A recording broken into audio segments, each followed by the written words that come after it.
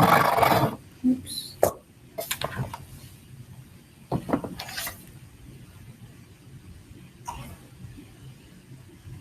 Hi, it is 7:31, so we'll start the tea office hour. Whatever that's on the screen, that's what we are going to cover today. So it has a lot of words. The chapters are getting a little bit more complicated, so I'll focus on explaining those different terms that you might not have heard before so that you will be a little more familiar so you can prepare for the exam, the exam too. Okay, so if you have any question as I go, please let me know and don't forget to leave your name and the section number and why you came so that you can get an extra credit up to 5 points. Okay. Um,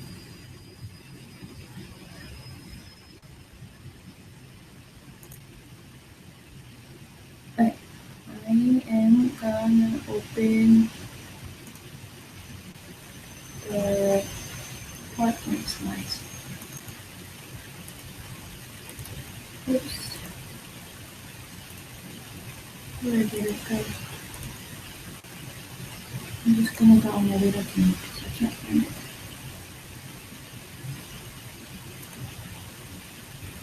There you go. Okay. Um,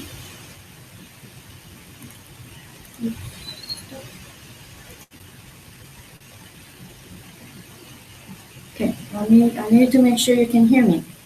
Okay, I think you can. So I'm gonna go ahead, sorry, and do this. Okay, carbohydrate, that's what we learned the last week, right? So this is the chemistry of different nutrient that we consume for our body. I don't think you have to memorize this, but you will know this as we go through each chapter. Thank you, Lindsay. So you just need to like the carbohydrate.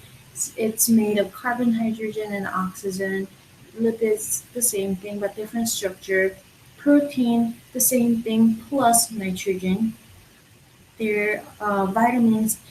We have all this, and some have nitrogen, some not, and all those things. So it's just the chemistry structure of different nutrient, but you don't have to memorize this table. You will be familiar with it as we go through the semester. Okay, so Hello, hello. Oh, we have this room reserved at 7 p.m. We stagger. we have. I think I reserved this one for 8 o'clock. Are you sure? I think so. Let me double check. Okay. Is this the one back here? Yeah. Okay. I'll get it. Thank you. Sorry, I'm at the library. I think I reserved this room till 8 o'clock, and they don't think I did. Anyway, I'm gonna keep going. So, what food contains carbohydrate? Sugar, any sugary drink, whole food, the fruits and vegetables, bread, grains, all this candy, also milk products, they have some carbohydrate in it too, right? Um, let's see. Okay, so we are gonna go into different structures, well, different kinds of carbohydrate when we look at it in chemistry, in a view of chemistry. So first, the very basic unit of carbohydrate is monosaccharide. You don't have to know all the CH2OH and all this. You just need to know that glucose is this six-figure thingy hexagon, and fructose is a little bit different, and galactose is about the same as glucose. So just be familiar with those shape, and you will probably need to know the name of it. So there are three different types of monosaccharides. Those are glucose, fructose, and galactose. And glucose is the one that we use as an energy. But we'll talk about fructose in a little bit. So the question here, we went through this in the um, is this big enough for you? Hopefully, let me make it bigger. Okay. So we went through this in the class. What's when people say blood sugar, what it is usually that is glucose, which monosaccharide is the sweetest, and fructose is, and that's why we talked about high fructose syrup during the class. And then I think there are some slides about that too. So we'll talk about a little bit more about fructose later. But yeah, fructose is the sweetest. It's sweeter than glucose. It's sweeter than and galactose or sucrose. Okay, the second type of carbohydrate is disaccharide. As you can see, di means two, so there is two hexagons. As monosaccharides, you will have to know these names: maltose, maltose, sucrose, and lactose. Sucrose is like a table sugar. Maltose, you will see this in our body metabolism. In other words, the chemistry, what's going on in our body to sustain our life. That's called metabolism. So you will see that sometimes if you take more chemistry class, lactose is it's a disaccharide or the sugar you can find in milk, and we'll talk about a little bit more about that later. Just know that it's two hexagons and or fructose and the link. So depends on how this link look like. So this has U shape and this has kind of S shape, right? The fiber also has this kind of S shape,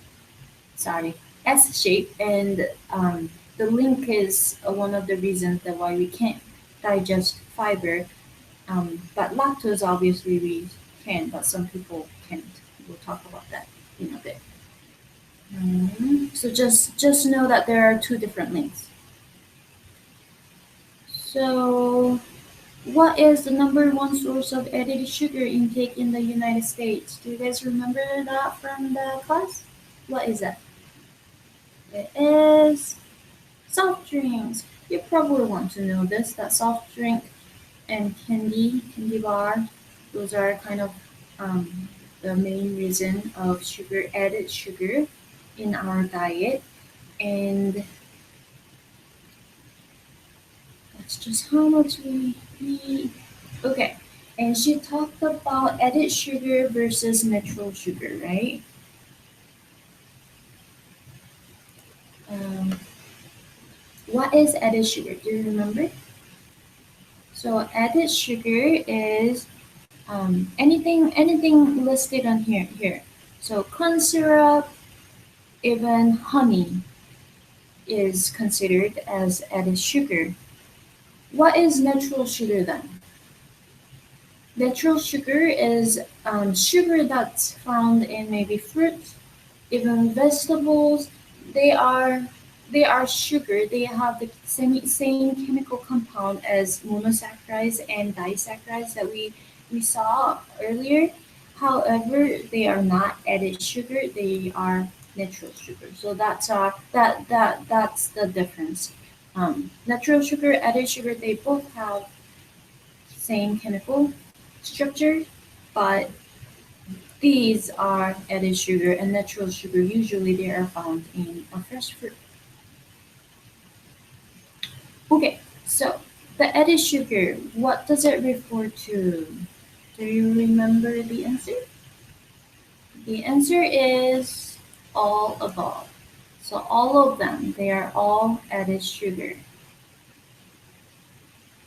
And just know, you probably know this already from your first exam, but carbohydrate or sugar, they all have 4 calories per gram.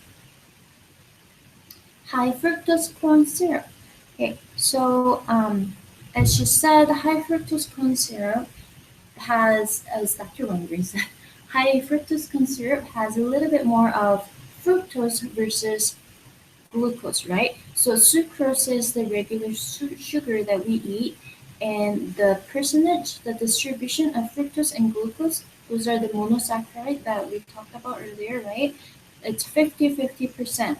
But as we mentioned, or as we talked about, fructose is a little bit more sweeter than glucose, right? So when we add more fructose, it becomes, so instead of 50%, now we have 55%, and it becomes more sweet.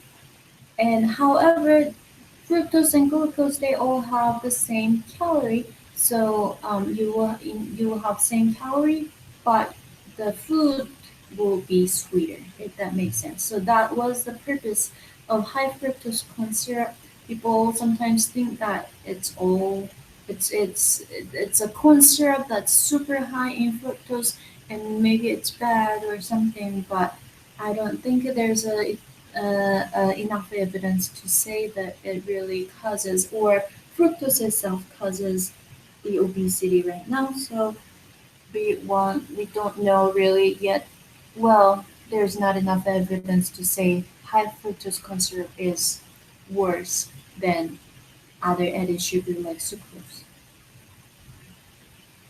Um, so yeah, so here she said that you probably just want to know this since she highlighted it in red. Let me see if there's any question that we need to go over before we go forward.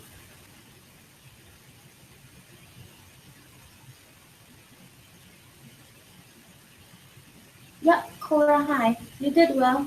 Um, it's good that you came because right before the exam we usually don't have time to go over all of the slides. So it's good you come every week and then you just review one chapter per week and that will help you study more. So good job. And I think that's all for now. Did we do this? No, we didn't. So which of the following statements about high fructose corn syrup is false? I'm gonna give you like 30 seconds to screen this. No, actually 10 seconds to screen this, and I'll tell you the answer. But we went over this in class, so you should remember. But let's go over it, or let's review it. Okay, as we talked about, the answer is this. That is very high in fructose and appear to be the only added sugar responsible for fat storage, and that is false. That's not true.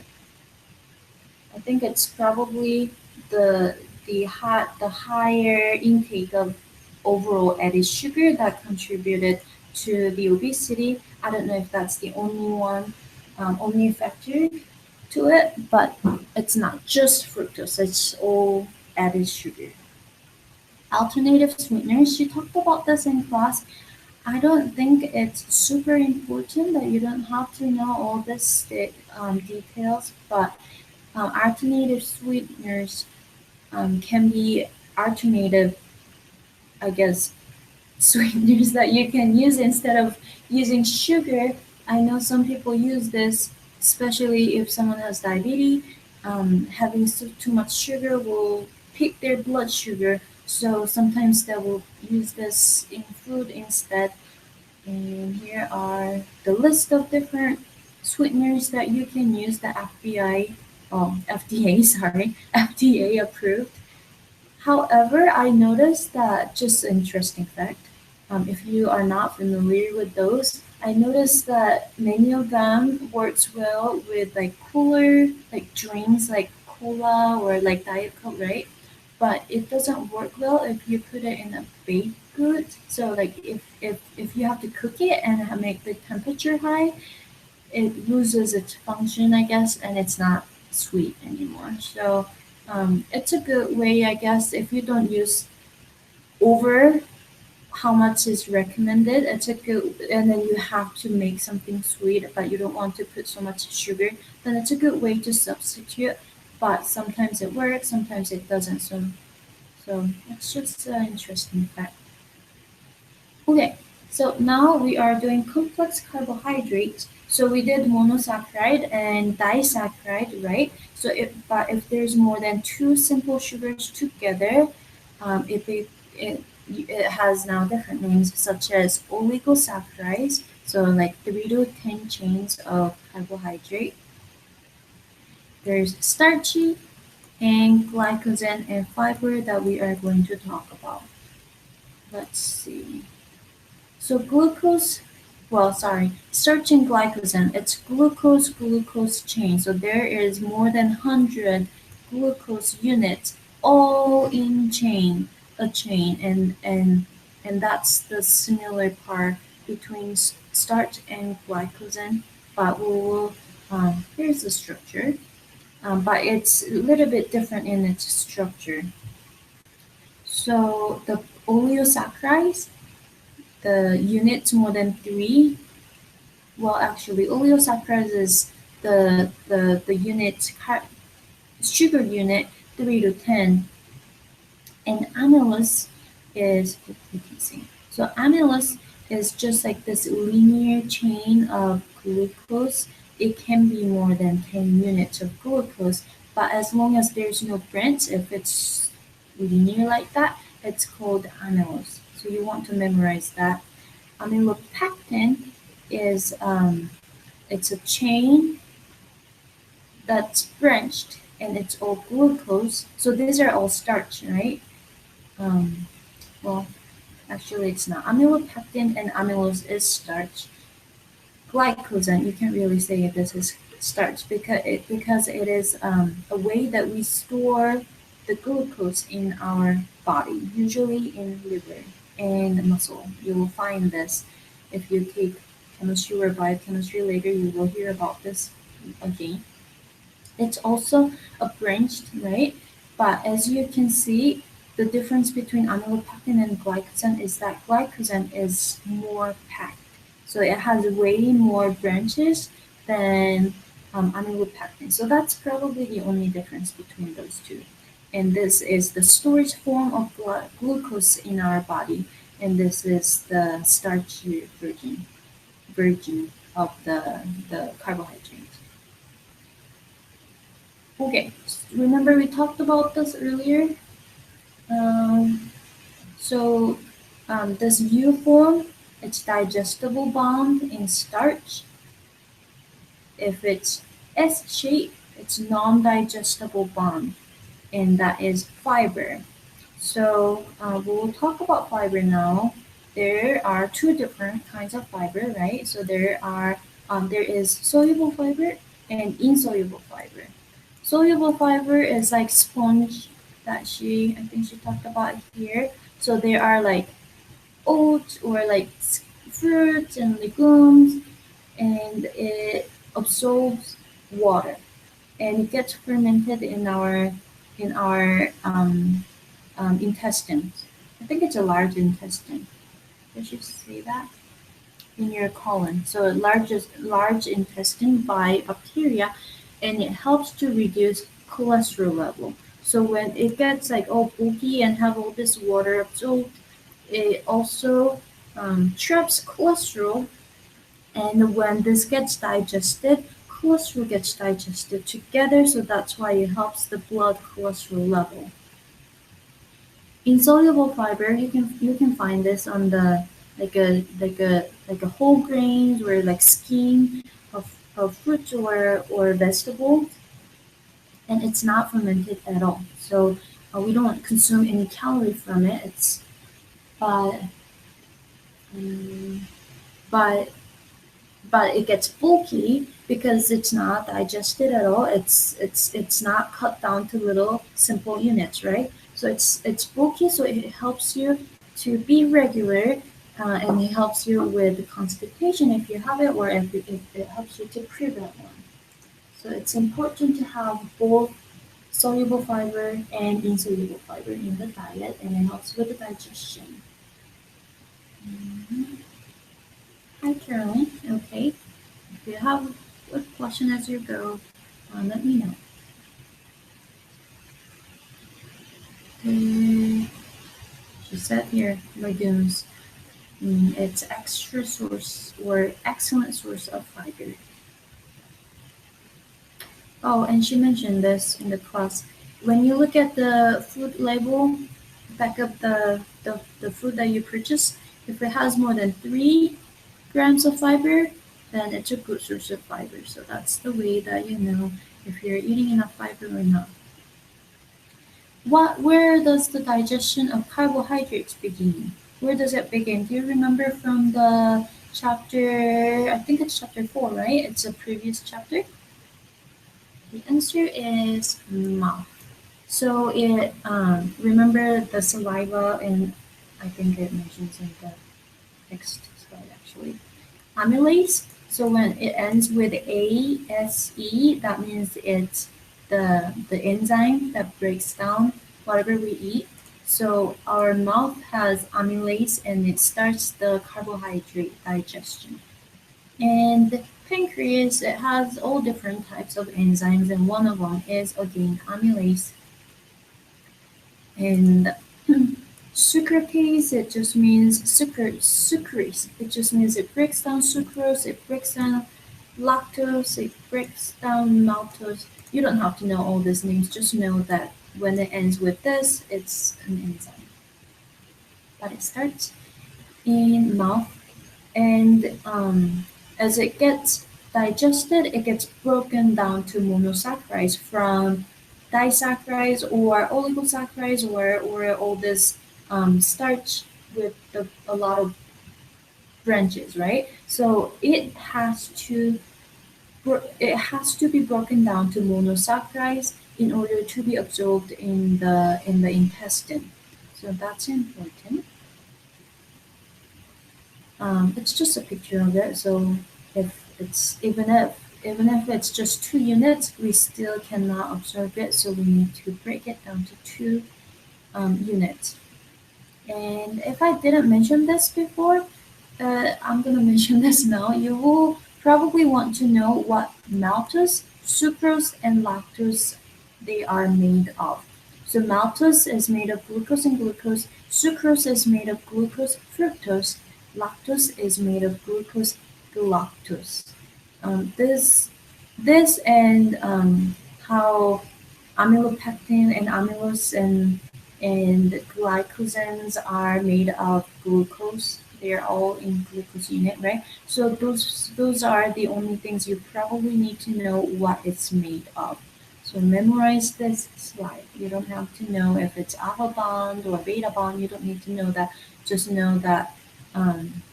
You probably don't need to know the link here. It's just important in fiber and starch part. But just know that you have to know this. Okay.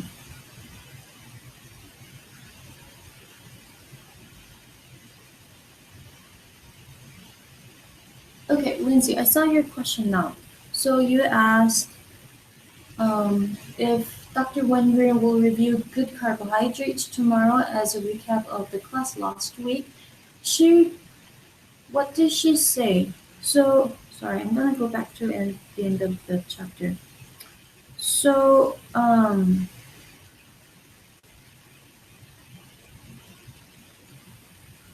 so we didn't watch this video, right? I think she said she will put up a link, but you can still watch it from here. I watched it. It's pretty good. I liked it. So there are a few slides left that she didn't talk about. So and she said she will take about 10 minutes to talk about it. So I'm assuming that she will talk about a little bit of carbohydrate, but I don't know if it will necessarily be good carbohydrate versus bad. I can talk about it a little bit right now. Sorry, I'm gonna go back to my slides where we left before I get lost.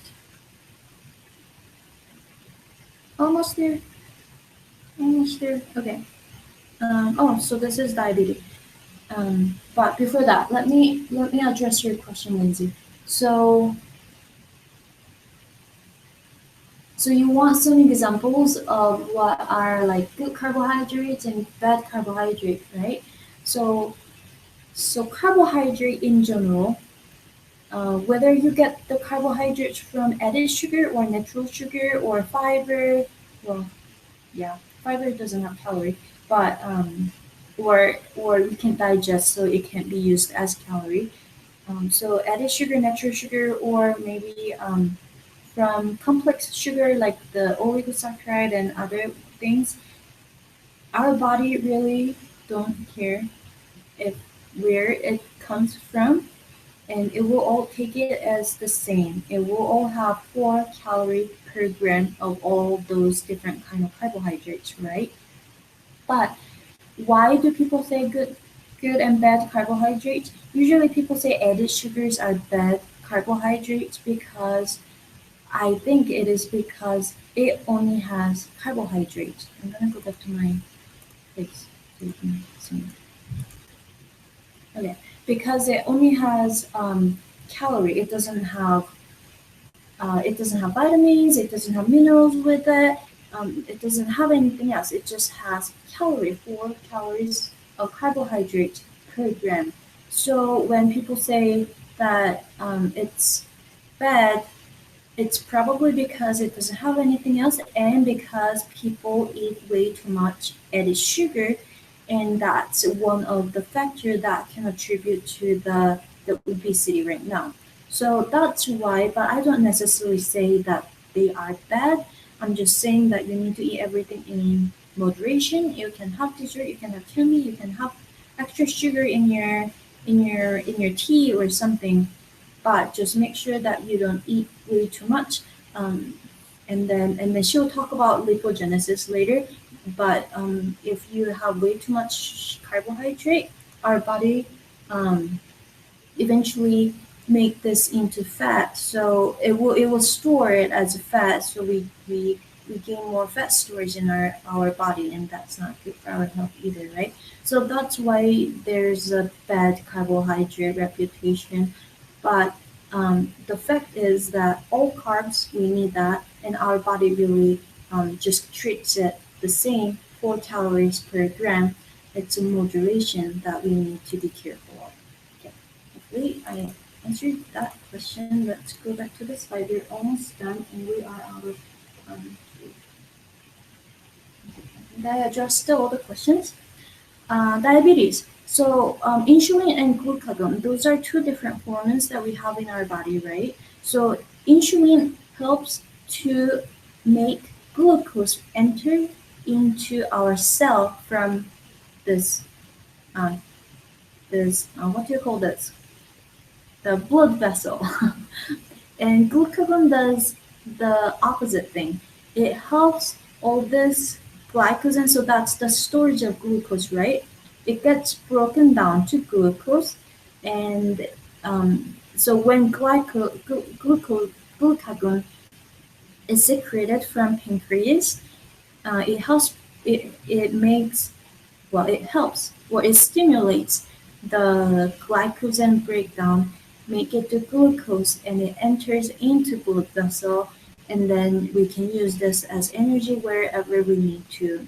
It's usually muscle or our brain, wherever we need glucose as an energy. So they do the opposite thing, and when people have diabetes, usually their insulin doesn't work as it should, so this glucose stays in the blood and it doesn't go into the cell.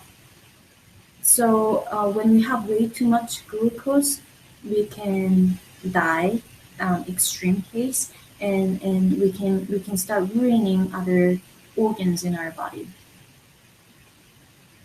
So yeah, so that's what it is in one sentence. You want to know what insulin does, what glucagon does.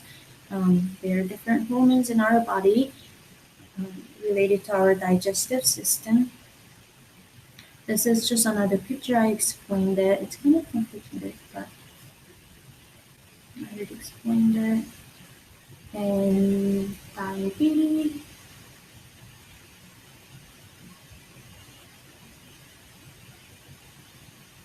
Oh. Okay, so diabetes, like I said, um, insufficient or ineffective insulin causes diabetes. it's not carbohydrate that causes diabetes. Okay, so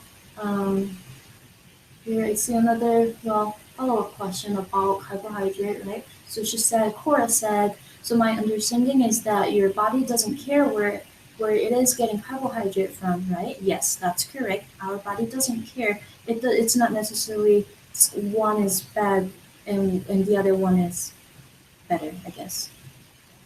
But if we are taking in bad carbs, we are taking in less vitamin than good carbs, right? Yes. So you're correct. So if we are only getting carbohydrate from added sugar, so candy bar is the only source of carbohydrate, then our body still will function in terms of energy wise. We have a energy that we need, but we miss out of the chance that we can get more fiber or vitamin or mineral. So when you look at it overall, it can be a good thing if you do that every day for month and month.